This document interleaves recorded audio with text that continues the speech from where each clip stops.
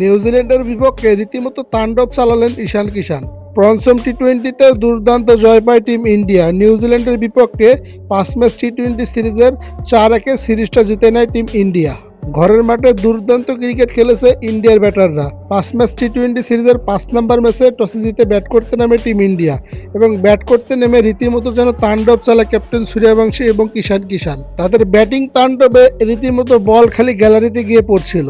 সূর্যকুমার যাদব ছিলেন দুর্দান্ত, ক্যাপ্টেন হিসেবে তিনি ফর্মে ফিরেছেন এবং সেই সাথে ঈশান কিষান গত ম্যাচে ছিলেন না একাদশে, এই ম্যাচে একাদশে ফিরেই তার টি-20 ক্রিকেটের প্রথম সেঞ্চুরিটার দেখা পেয়ে গেলেন তিনি। নিউজিল্যান্ড বোলারদের যেন রীতিমতো তিনি তাণ্ডব চালাচ্ছিলেন, প্রতিটা বল গ্যালারিতে যা আছড়ে পড়তেছিল। পঞ্চম টি-20 ম্যাচে ইন্ডিয়া প্রথমে ব্যাট করে 275 রান তোলে স্কোরবোর্ডে।